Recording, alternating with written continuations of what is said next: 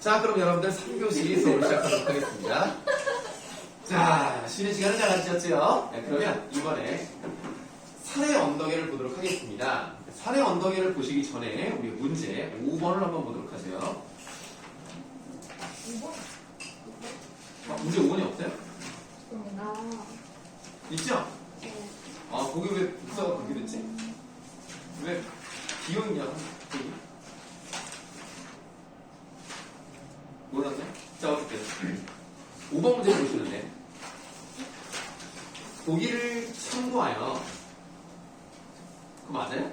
네, 보기를 참고하여 나를 감상한 내용으로 적절하지 않은 것은 창작 시기와 시인의 창작 경향을 고려할 때 산의 언덕에는 4.19 혁명 과정에서 독재 권력의 억압에 맞서 자유와 민주를 외치다 희생된 사람들을 추모하는 노래로 볼 수 있다. 이런 배경지식을 깔고 가시는 게 도움이 될 거예요. 얘들아, 4.19 혁명이 언제 일어났니? 몇 년에 일어났니? 1900? 1900? 60? 아니야. 80? 뭐 아무거나 얘기해. 하나만 얘기해봐. 보은아, 딱 하나만. 넌 알지? 76년. 아닙니다. 네, 65년. 아니고요. 업이에요, 다운이에요. 자, 네가 아까 뭐라고? 76년이라고. 다운이에요. 65년이랬어요. 65년 다운이에요. 어? 57년. 업! 아니, 2명이 남았어, 2명. 맞추자. 야, 57보다 이거 65보다 나아요. 이거는 좀. 61. 다운! 자. 58, 59, 60 중에 찍어야 돼. 아, 59. 난 59다. 59? 안타깝습니다. 답이 없네요. 98! 60입니다. 그럼 얘들아, 60년에는 대통령이 누구였을까요? 이승만이죠. 그래서 4.19 혁명에서 이승만이 하야를 하게 됩니다. 이거 어떻게 돼 있는 거야? 이게 여기 있을 작품이 하나 있고요. 오, 여기 있는 거는 뒤에 문제인가? 오, 왜 이렇게 됐지? 근데 이거 거울은 여기 있는데 아이고, 왜 이렇게 복사가 됐냐? 이게 여기. 뭔가 뒤집힌 채로 복사가 됐나 봐요. 이게 왜 이렇게 됐냐? 잘못됐네. 그러니까 여기 뒤에 문제를 풀어야 되는 거 아니에요? 이걸 보고. 맞아. 5문제 있는 게 지금 우리가 보고 있는 봄비랑 산의 언덕이에요. 나도 몰랐네. 자, 그래서 우리가 적절하지 않은 것을 골라보는 것은 나중에 여러분들이 하시면 되겠는데, 이 이승만 정권을 무너뜨린 것이 바로 4.19 혁명입니다. 다만 4.19 혁명은 좀 아쉽게도 완전히 꽃을 피우지는 못했죠? 왜? 다음에 무슨 일이 있었습니까? 그거 뭐라고 하죠? 쿠데타. 아, 그렇죠. 61년에 군사 쿠데타가 일어나서 5월 16일에 결국 박정희가 그것을 빌미로 또 대통령이 되는 또 군사 독재가 일어나는, 참 이게 참 그렇죠? 이승만이 독재를 하려고 했더니 그게 무너지니까 박정희가 또 권력을 잡고 18년을 해먹고 총 맞고 죽었는데 또 전두환이 정권을 잡고, 이게 참 독재의 연속이었거든요. 참 우리나라가 아유, 이렇게 되게 정말 천만 다행일 정도로 이 독재가 오래 있었어요. 그래서 1987년에 직선제로 바뀌면서 독재가 끝이 난 셈이긴 한데 여전히 노태우가 대통령을 했기 때문에 완전히 끝난 건 아니었고, 김영삼 때부터 이제 진정한 의미의 민주화가 되었다, 이렇게 이제 볼 수가 있죠. 참 굴곡이 있었습니다. 자, 그럼 산의 언덕의 내용을 한번 보도록 할게요. 4.19 혁명에 대한 이야기다라고 해석할 수도 있다는 내용 봅니다. 그러면 그리운 그의 얼굴을 다시 찾을 수 없어도 라고 되어 있는데, 우리가 아까 문제 5번을 봤으니까 그리운 그에다가 동그라미 하세요. 이 그의 얼굴을 그리워한대요. 그럼 일단은 우리는 추모의 대상이라고도 볼 수 있겠는데, 구체적으로 말하면 어떤 사람이라고 볼 수 있을까요? 그 혁명에 참가한 사람. 그렇죠. 4.19 혁명 때 희생된 사람이라고 볼 수 있겠죠. 이런 사람들이 죽었잖아. 그러니까 그 사람들의 얼굴을 다시 볼 수는 없는 거야. 그렇지만 그런 사람들의 얼굴은 볼 수 없어도 화사한 그의 꽃. 자, 꽃도 동그라미 하세요.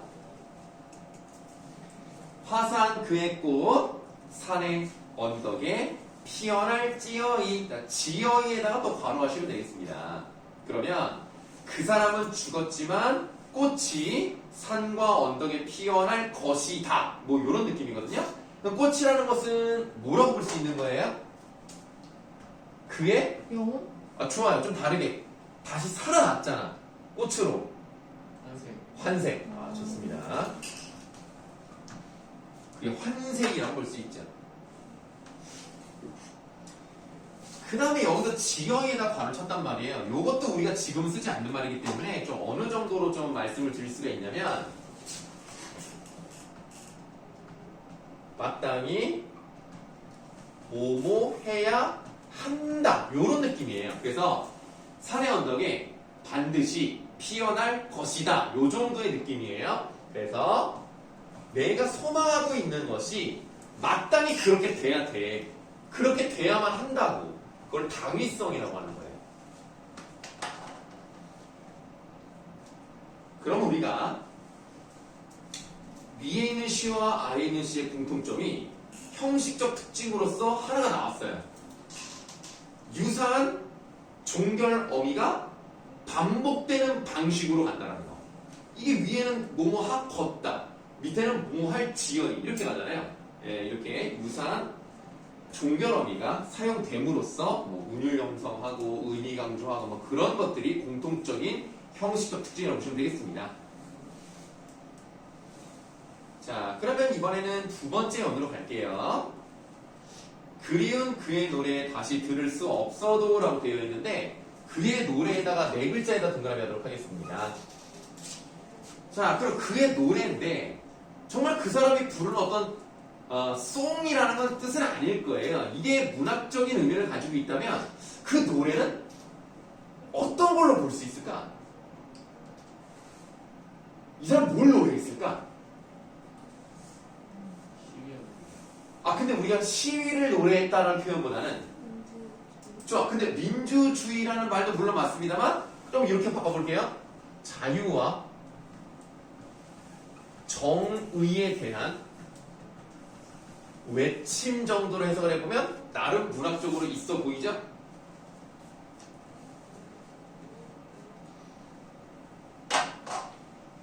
하지만 그 사람은 죽었기 때문에 더 이상 그 노래를 들을 수는 없어요. 그러나 뭐는 있습니까? 맑은 그 숨결은 있어요. 숨결 동그라미 하세요. 그 숨결은 그걸 뭐겠습니까? 노래, 외침은 들을 수 없지만 뭐는 남아있습니까? 우리 곁에? 역사. 뭐 좋습니다. 좀 다르게 표현해보면 그 사람의 신념, 그 사람이 이루고자 하는 뜻, 이것은 항상 우리 곁에 있는 거예요.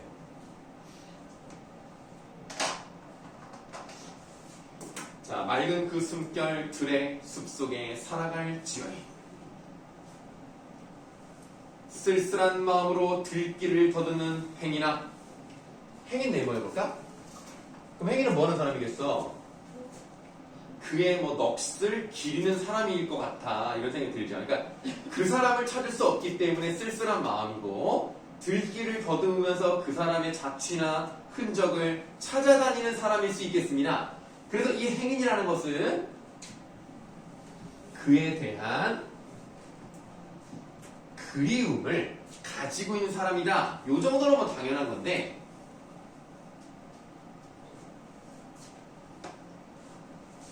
행인이니까 지나가는 사람이에요. 근데 우리가 이렇게 생각해 볼 수 있다. 이 행인은 누구라고도 볼 수 있을까요? 혁명에 혁명에 참가한 잠깐! 그냥 시민. 뭐 아주 틀린 말은 아니지만 내가 원하는 답은 따로 있습니다. 어떤 사람일 수도 있을까요? 탄압하는. 아니야. 그거는 아니야. 생각의 틀을 좀 바꿔야 돼. 그 틀을 깨는 게 중요한데. 주체. 또 주객 정도요? 아니. 이 혁명을 네. 이끌었던. 지금 상황은 자, 이 행인이라는 사람은 누군지 모를 수 있어요. 그냥 어떤 제3자라고 볼 수 있습니다. 그건 너무나 당연한 거예요. 이 제3자가 누군지 몰라요. 근데 이 사람이 계속 추모를 하면서 여기저기 자취를 찾고 흔적을 찾는 사람이야. 그건 이미 끝났어. 그거 말고 누구라도 볼 수 있는 것이다? 가족? 완전 틀을 바꿔요. 생각의 틀을 깨야 돼. 누구?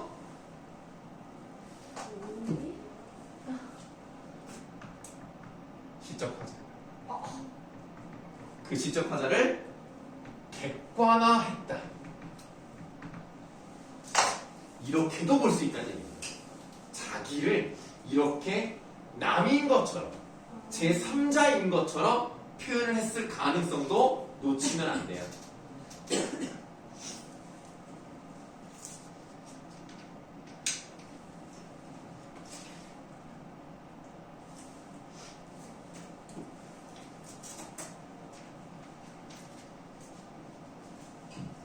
그래서 문학이 어려워요. 이렇게 저렇게 볼 수가 있어야 되거든요. 자, 시적 화자가 행인한테 말하는 건데, 행인아, 눈길이 비었거든 바람을 담으면 되지 않느냐. 그럼 여기서 눈길은 뭘까요? 아니 그냥 눈길. 아니 그냥 눈길이 뭐냐니까. 눈길. 눈길이 뭐? 눈이 쌓여있는 아니야. 그래서 물어본 거야. 그거 아니에요. 눈길. 눈길입니다. 이 사람이 바라보는 어떤 이런 장소들이 있을 거 아닙니까? 이거를 봐도 그 사람의 넋을 찾는 건 안 되거든요. 그 사람의 얼굴을 찾을 수가 없어요. 그러니까 눈길이 비었죠. 없으니까. 그럼 눈길이 비었다고 해서 실망하지 말아라. 왜? 그러니까 바람을 담으면 된다. 그럼 바람에다 동그라미 해봐. 그럼 바람은 위에 나와 있는 것들 중에서 어떤 거랑 연결된다고 봐요? 숨결. 그렇죠. 이 바람엔 숨결이 담겨져 있을 거야. 노래가 담겨져 있을 거야. 그러니까 바람을 담으면 돼. 그런데 바람이 안 불 수도 있잖아요. 그럼 바람이 비었어. 그럼 뭐를 담으면 됩니까? 인정을 담으면 됩니다. 인정 동그라미.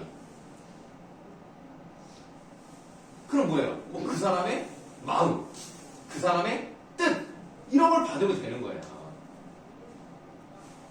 그러면 지금 우리가 네 번째 연을 보고 있는 거잖아요. 그 네 번째 연에 사용된 표현법은 뭡니까?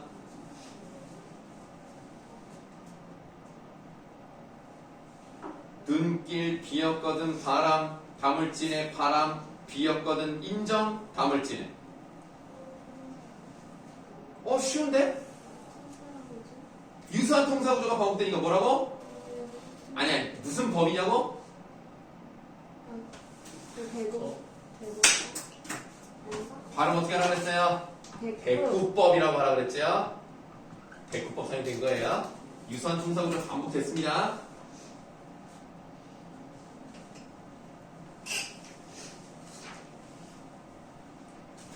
그리운 그의 모습 다시 찾을 수 없어도 울고 간 그의 영혼. 왜 그 영혼은 울고 갔을까요? 왜 울고 갔을까 그 영혼이?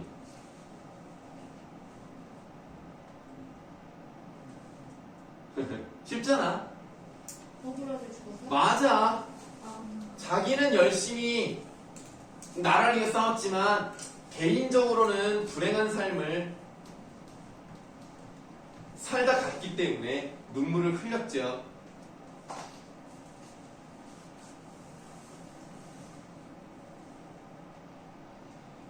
자, 울고 간 그의 영혼 들의 언덕에 피어날지어이.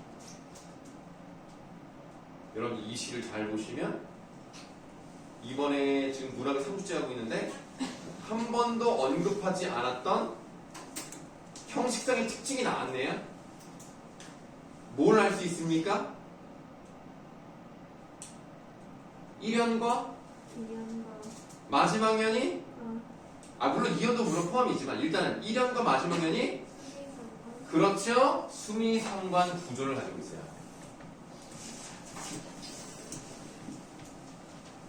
여기 있는 숫자가 무슨 숫자일까요?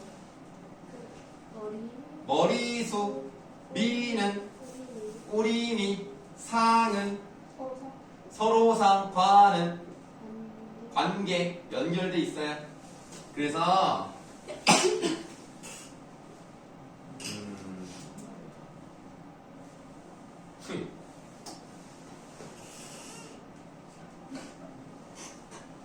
뭐냐? 네? 뱀이죠? 이 머리잖아, 머리 부분하고 끝 부분하고 그림 하나 더 그릴게요. 문제 한번 말아 붙여보세요. 뭐예요? 자, 아직 덜 그렸으니까 좀 기다리세요.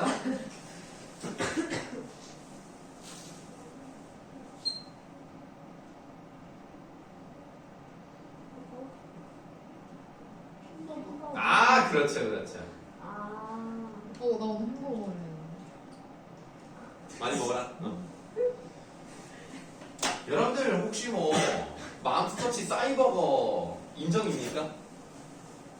아니. 난 얼마 전에 먹었는데 생각보다 맛있지 않던데? 조금 옛날에 진짜 맛있었거든요? 맞아. 옛날에 비해 좀 별로 맛이 없고. 오, 약간, 뭐랄까, 약간 그 맛이 안 나던데? 피클도 하나 넣었어요, 하나. 뭐 어쨌든 싸이버거를 먹었는데, 물론 뭐 내가 이제 내 돈으로 산 게 아니라 이렇게 카드 쳐서 감사한 마음으로 먹긴 먹었는데, 옛날 그 싸이버거 맛이 아니야. 약간, 뭐라 설명하지? 약간 퍽퍽한 맛이라고 해야 되나? 좀 달랐어요. 그래서, 이 로고가 바뀐 이유로 이게 뭐. 그렇습니까? 그래서 선생님은 개인적으로는 빅맥을 좋아해요. 그 반응은 뭐죠? 아니, 빅맥 좋아하는 사람 지금 퍽퍽하지 취전 안 됩니까? 아니, 퍽퍽하다면 빅맥도 퍽퍽하잖아. 내가 말하는 퍽퍽이라는 것은 패티가 많이 들어있는 퍽퍽은 상관이 없죠. 근데 싸이버거는 뭔가 이게 맛이라는 것이 느껴지지 않는 맛? 그럼 빅맥 음료수 없이 드실 수 있어요? 그럼요. 나는 뭘 먹을 때 음료를 거의 안 먹어요. 저도요. 저는 퍽퍽한 거 되게 좋아해요. 나는 좋아해서 그런 게 아니라 고구마 먹을 때 물어. 그건 좀 조심스러운데? 나보다 대단하구나. 나 물 진짜 안 먹어. 나도 진짜 안 먹긴 안 먹거든요. 근데 밥 안 먹을 때 물 진짜 많이 마시는데 밥 먹을 때 물. 원래 밥 먹을 때 안 먹는 게 좋은 거예요. 네. 밥 먹을 때 먹으면 소화 능력이 약해져요. 그 정도는 먹을 수 있는데 뭐 진짜 심하게 먹는 거. 그래서 나도 웬만해서는 뭘 먹을 때 음료수를 안 먹어서 우리 아내가 맨날 뭐라 그래요. 좀 제발 좀 먹으라고. 아니 그럼 내가 뭘 잘못했어? 내가 피해를 줬어? 아니 그럼 맨날 나보고 먹어. 아니 남이 보기엔 되게 퍽퍽해 보여. 그렇대. 맨날 그러는 거야. 남 보기에 어디가 아니 남 보는 게 뭐가 중요해. 내 인생은 내가 사는 건데. 뭘 이건 뭐 추워 보인다. 아니 내가 안 추운데 뭐 추워 보이면 어쩔 거야. 아니 난 왜 그런지 모르겠어. 내가 대쳤다는데. 어쨌든 간에 여보 사랑해요. 자, 그래서 여러분들 선생님 빅맥을 좋아하는데 빅맥을 보면 빵이 3개예요. 참깨빵 위에 순세국이 팬티 두장 올라가잖아. 특별한 소스에 양상추 들어가잖아. 사실 그 말은 틀렸다. 왜냐면 참깨는 맨 위에만 올라가요. 맞아. 참깨빵 위에 올라간다고 말이 안 됩니다. 참깨빵 밑에 들어가죠. 잘못됐어요. 뭐 어쨌든 간에 빅맥을 먹으면 빅맥이 좀 나름 커. 그래서 이렇게 잡아야 되는데 만약에 햄버거에 위에 빵과 아래 빵이 둘 중에 하나가 없다고 생각을 해봐. 균형이 안 맞아서 흘러내려요. 맞아요. 흘러내릴 뿐만 아니라 먹기가 사나워. 포크로 찍어서 칼로 썰어 먹는 한 그렇지 않는 한 이거를 자꾸 먹는다? 이거 손에 다 묻고 이거 위생적이지도 못합니다. 그렇기 때문에 빵이 위아래로 다 있으면 어떤 느낌을 줍니까? 안정감을 준다는 거죠. 그래서 숨이 상관. 수미상관. 마지막. 안정감을 주는 빅맥과 같다. 이거 간접 광고 아닌데? 뒷광고 아닙니다. 네. 뭐 다른 버거도 맛있어요. 자, 그래서 수미상관 안정감 주고요. 그 다음에 첫 부분하고 마지막 부분하고 반복되는 거잖아요. 그럼 뭐예요? 통일성 또 반복되니까 반복성. 여보세요. 너무 직접적이잖아요. 아니 시에서 반복되면 뭐야? 오늘 영상 또 하나. 2번 나오니까 중요하니까 2번 나오는 거 아니야? 강조, 의미 강조. 이거는 다 저희 때 배웠죠? 네. 다시 한번 그냥 정리만 한 겁니다. 수미상관 그때 배웠는데 진달래에서 진달래가 아니었나? 진달래는 나랑 배운 적이 없는데. 아니 선생님이랑 배우고. 아, 진달래꽃. 아, 맞아요. 1년과 4년? 네. 나보기가 역겨워 가실 때. 네, 맞아요. 말없이 고이본의 드리울이다. 영별의 약산 진달래꽃. 알을 따다 가시는 길 두려워지. 아, 그 진달래꽃도 참 잘 썼어요, 진짜. 우리 소월이 형이 잘 써. 잘 써. 소월. 김소월은 본명이 아니에요. 맞아요. 네. 김정식이에요. 본명은. 그리고 너무 젊은 나이에 죽었어요. 왜 죽었어요? 아, 그게, 그러니까 지금과 같은 의미로 받아들이시면 안 되고요. 그 아편 정도였어요. 아. 네, 그래서 지금의 마약을 했다는 거랑 좀 다르긴 합니다. 그때 뭐 어쨌든 좀 안타깝게 죽었습니다. 자, 다음은 거울이에요. 이 거울이란 시는 좀 어렵습니다. 그래서 안 배우네. 아니요, 이건 배울 거예요. 어려운데 조금씩 하다 보면 무슨 말인지 아실 거예요. 자, 누가 썼습니까? 이상. 이상이 썼습니다. 이름이 좀 어때요? 좀 이상하죠? 실제로 이 사람의 이름은 이상?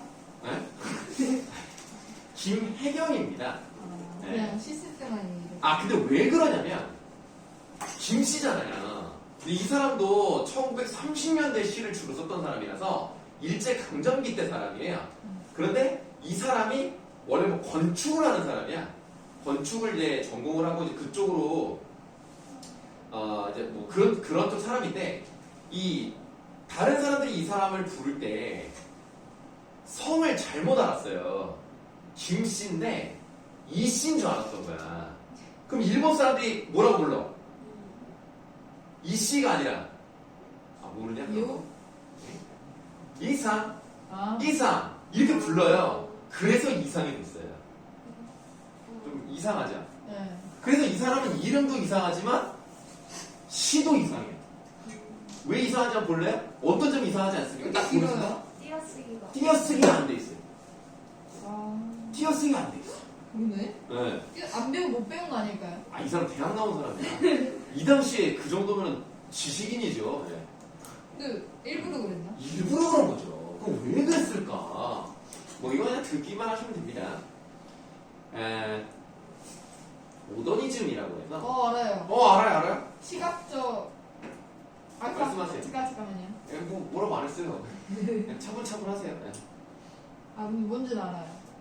예, 그러니까 모더니즘도 여러 가지 계열이 있습니다만 이 사람은 이제 초현실주의 그리고 그 예를 들면 뭐 의식의 흐름이라던가 뭔가 이 언어를 해체해. 그래서 뭔가 새로운 형식으로 자신의 생각을 드러내고 싶었는데 띄어쓰기를 하지 않는 것이 자기의 어떤 뭐랄까 자신의 뜻을 펼칠 수 있는 좋은 방법이라고 생각했어요. 그러니까 띄어쓰기를 하지 않으면 우리가 봤을 때 뭔가 이상하단 말이야. 그러면 뭔가 그런 엉뚱한 면이라고 할까요? 좀 뭔가 일상적이지 않은 거에서 우리에게 뭔가 큰 정신적 충격을 주고 뭔가를 알 수 있게 한다. 뭐 이런 느낌이라고 보시면 되겠습니다. 띄어쓰기를 하지 않는데요. 여러분들 거울은 어떤 역할을 해요? 우리의 얼굴을 보여주고. 그렇죠. 우리를 비춰준단 말이에요. 그러면 우리 거울을 보면서 야, 나 참 잘생겼다. 야, 나 참 예쁘게 생겼다. 이 정도면 뭐 준수하네. 이런 생각을 한다면 거울 속에 있는 그 대상도 나죠. 네. 거울 밖에 있는 이 대상도 나죠. 똑같은 나죠. 근데 저 나는 거울 속에 있는 거고 이 나는 거울 밖에 있단 말이에요. 그럼 이 두 나가 있는데 이 두 나를 우리가 좀 있어 보이는 말 두 글자로 나를 뭐라 그러죠? 자아라고 하죠. 그럼 쟤는 거울 속에 있으니까 어떤 자아라고 볼 수 있을까? 속에 있는 자아니까. 내면의 자아. 내면의 자아예요. 나는 현실의 자아예요. 그래서 현실의 자아와 내면의 자아가 만난 거야. 만났는데 거울이라는 것은 두 가지 속성이 있어요. 만나게 해주기 때문에 연결의 매개체죠. 하지만 만질 수는 없다. 없어요. 악수를 하고 싶잖아? 내가 오른손을 내밀었어. 그럼 쟤는 무슨 손을 내밀어? 오른손을 똑같이. 아니지. 왼손. 왼손을 내밀잖아. 이렇게 악수하려고 오른손을 내밀면 쟤는 반대로 이렇게 내미는 거야. 그럼 악수가 돼야 안 돼? 안 되지. 또 이렇게 얘들 아니 반대. 야, 야, 그게 뭐야? 잡을 수가 없잖아 어쨌든. 그래서 악수를 한다는 것은 뭐를 의미할까요? 악수를 하려고 하는 거. 만나고 싶다. 맞아. 잡고 싶다. 그렇지. 이 두 자의 합일. 이 두. 네? 아니 거기까지는 안 가요. 30년대 뭔 통일이야. 전쟁이 일어나지도 않았어. 그래서 이 합일 하나가 되고 싶어 하는 건데 만질 수가 없고 잡을 수가 없잖아요. 그럼 이 둘은 소통이 안 된다. 안 되죠. 그럼 뭐예요? 내면적 자와 현실적 자가 서로 말. 분열되어 있는 것을 표현한 시입니다. 그래서 이상시는 원래 해석하기가 되게 어려워요. 그런 점에서 이상이 시를 잘 썼다라고 말하기는 어려울 수도 있습니다. 그나마 이 시는 괜찮은 시예요. 원래 진짜 이상한 시도 있어요. 오감도라고. 무슨 아이야? 1부터 13까지 얘가 뛰어가. 그리고 뛰어가다가 끝나. 막다른 골목으로 막 뛰어가는데 무섭다고 첫 번째 아이가 무섭다고 끌어. 두 번째 아이가 무섭다고 끌어. 세 번째 아이 그리고 13번째 아이까지 무섭다고 해. 끝이에요. 끝이야. 일단 그 다른 내용이 끝이야. 의미가 없어요. 그래서 그거는 뭐 해석을 어떻게 해야 되는지 사실 잘 몰라요. 그냥 뭘 해석을 해놨는데 정말 그건지도 모르겠어. 현대인의 불안감을 얘기하는 거라는데 와닿지가 않더라고 나는. 그래서 이 정도는 괜찮습니다. 거울. 자, 거울 속에는 소리가 없어. 저렇게까지 조용한 세상은 참 없을 것이요. 거울 속에도 내게 귀가 있어. 자, 내라는 말에 동그라미 하시고요. 이거 뭐라고요? 자, 무슨 자라고요? 내면에서. 내면적 자라고 씁니다. 그 다음 행에 내 말을 못 알아듣는 딱한 귀가 두 개나 있어. 여기도 내라는 말이 나왔죠. 이 내는 내모를 합니다. 그럼 이 아까 동그라미 친 내는 이제 내면적 자라고 했고요. 지금 네모 친 내는 현실적 자라는 말을 씁니다. 여러분들이 이 말을 알아두셔야 됩니다. 앞으로요 자주 나와요. 이 시뿐만 아니라 내면적 자와 현실적 자, 내면적 자인데 본질적 자라고 나는데요. 이런 것들을 많이 언급합니다. 뭐 수필에서도 나오고요, 고전에서 나오고요, 이렇게 시에도 나오고요. 그래서 이런 개념을 한번 딱 잡고 가는 게 좋은데, 내 말을 못 알아듣는 딱한 귀가 두 개나 있어도 내가 아무리 말을 해도 저 안에 있는 거울 속에는 내 말이 들리지 않아. 그럼 지금 두 자아가 서로 소통이 안 되는 거죠. 단절? 소통에 그러니까 물론 뭐 단절이란 말도 물론 있습니다만 소통이 없어. 두제.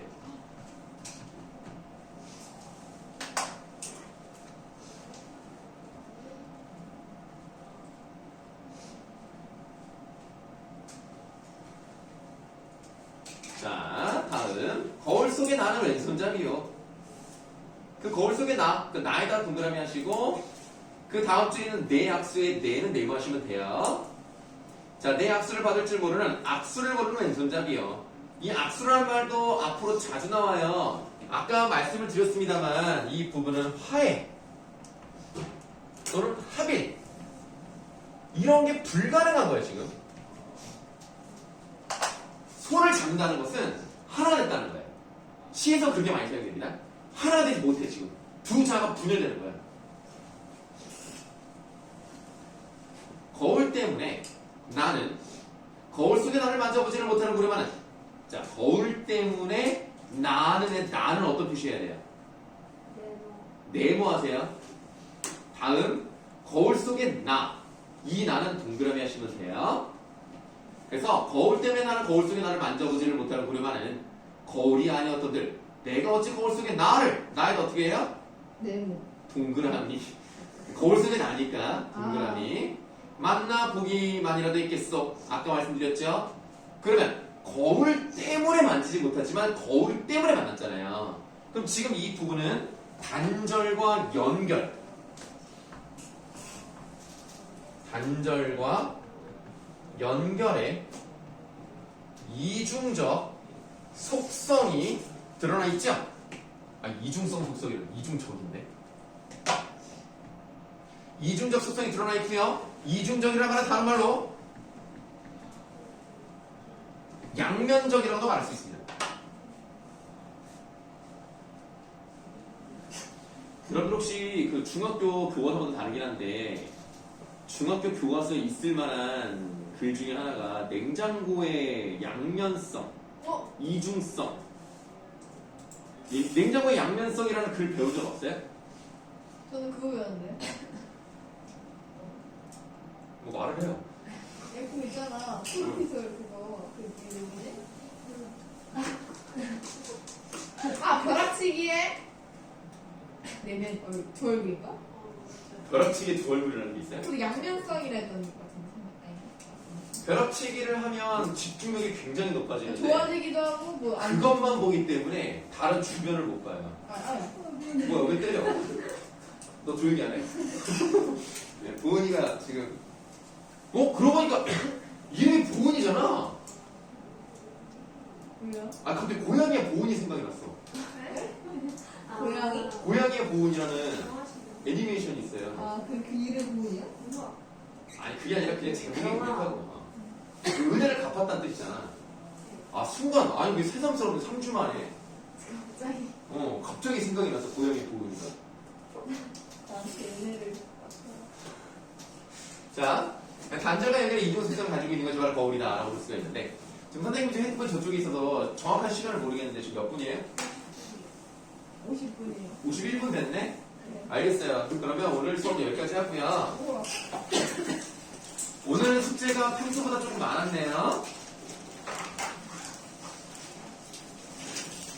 목계장터 있는 거기서부터 겨울일기 나타샤 봄비 산의 언덕에까지 숙제로 외우시면 되겠습니다.